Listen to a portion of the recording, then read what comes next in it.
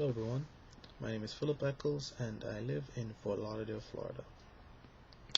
Just a little bit about myself. I have a bachelor's degree in computer science from FAU and have been working just about 10 years in the technology field. I currently work as a systems architect at a software company here in Fort Lauderdale.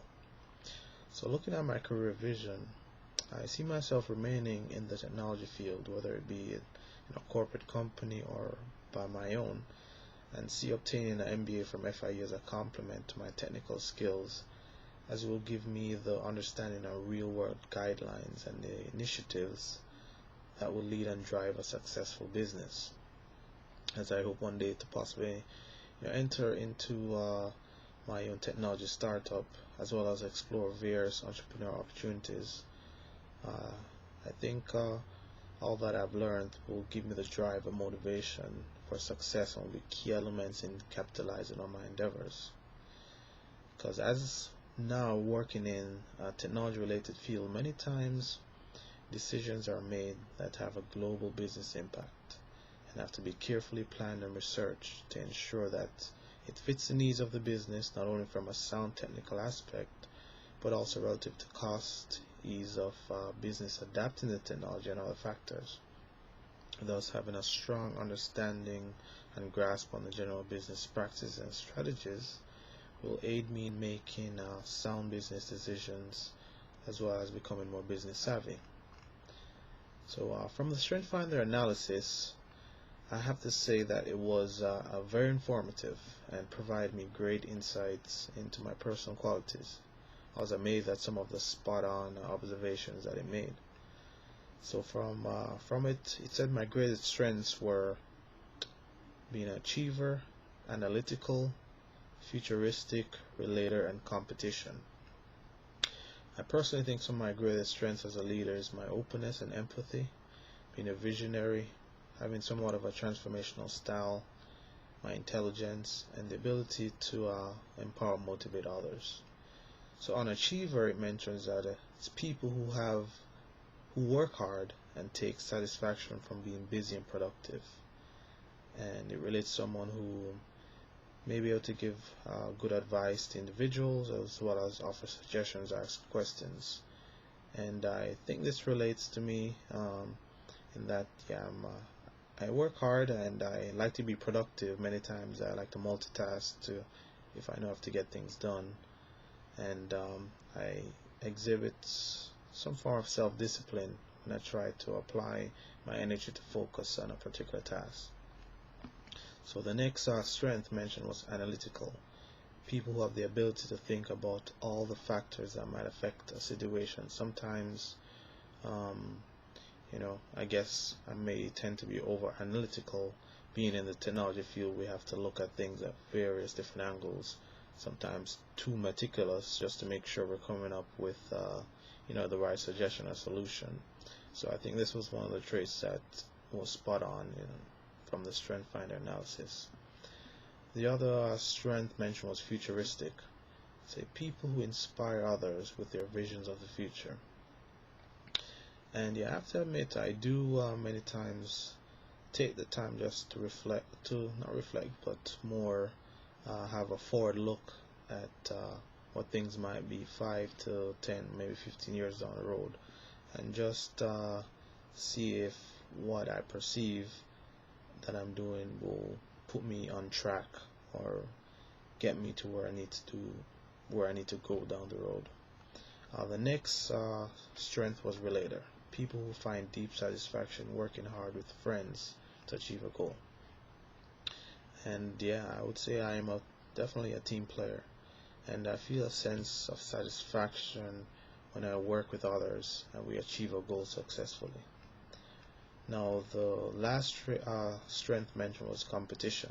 It's people who strive to win first place and revel in contests. By nature, you may sometimes feel a particular need to reach goals, make money, have power, or become famous. And to achieve these goals, you might easily state what you want, expect, demand, or need. I can say I am competitive.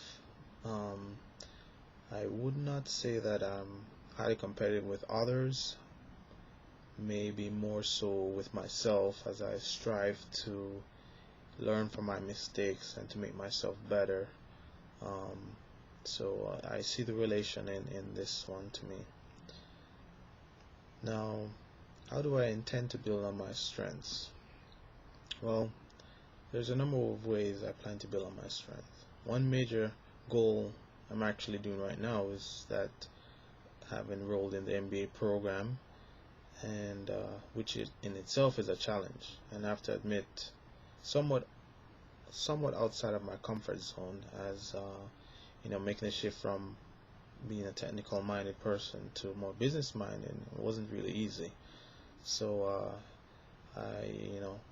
it has been rewarding none the same, and I believe will definitely help me as I progress in my career within the corporate world, or whatever initiative I decide to take on. So one of the things I think to be an effective leader is definitely to have good communication skills, and I will definitely have to develop strong communication skills through further leadership and training.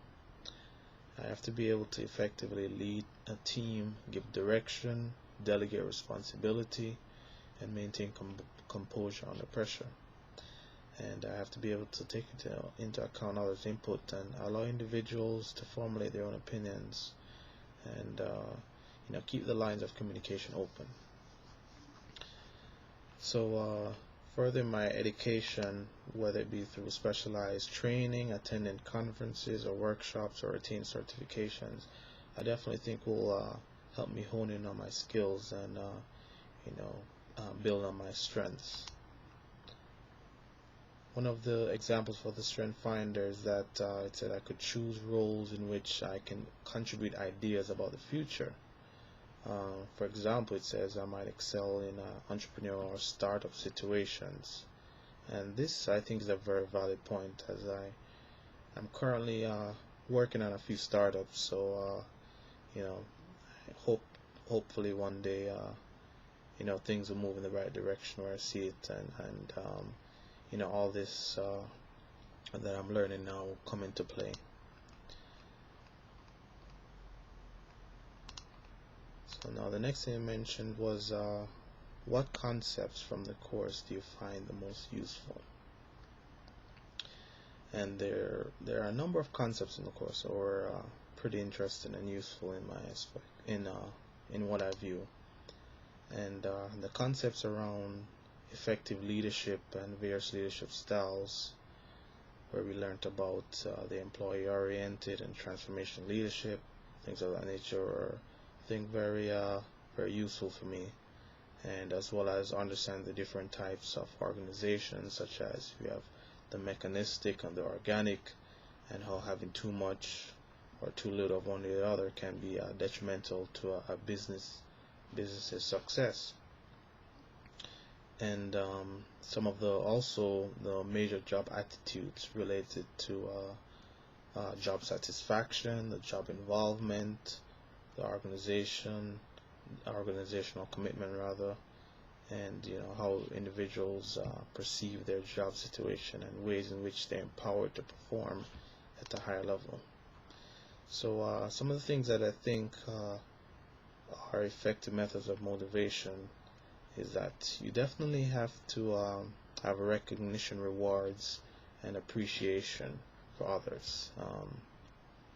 Sometimes simple things such as commending and rewarding workers for doing a job well done, giving praise, whether it be privately or publicly, as well as providing incentives such as giving them time off, a paid lunch, monetary incentives such as raises and bonuses, will definitely motivate others to do well in the organization.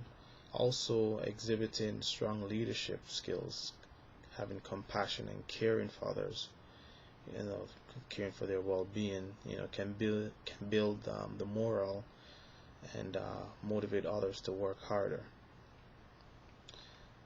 So some of the concepts of team leadership that I believe best fit my approach and will help drive high performance. You got to always have open communication and allow for some form of collaborative input.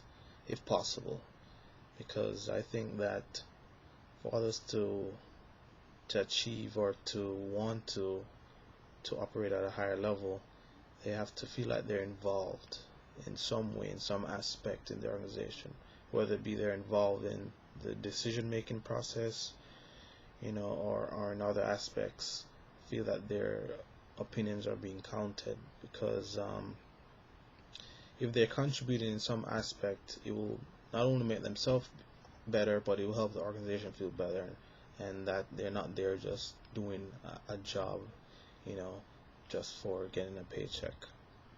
And many times when you are looking at a plan, in order for it to make it work, you have to get buy-in from others, from the team. Everybody has to be on board, or generally on board, because that's the only way it's going to be successful. So, and related to on that point, now overcoming resistance for change, that can be sometimes extremely challenging. And in reviewing some of the traits that I saw for authentic leader, some of these qualities possessed can definitely play a beneficial part. Firstly, understanding the concerns of employees, as well as recognizing the challenges and differences among employees and finding ways to foster increased productivity. You have to be able to educate and clearly communicate on the need for change and how it will benefit individuals as well as the company on a whole. You have to take into account people's different styles, the diversity in the organization, their goals, things of that nature, because you have to put it in a way that the employees can relate to it. Because many times when it comes to implementing something new in the workplace and there's resistance, is because people tend to not understand how it benefits them, or why it's being done. And effectively communicating what's going on is definitely beneficial in helping to overcome the resistance. And with that, I'll wrap up, and I thank you all for watching, and take care. Bye bye.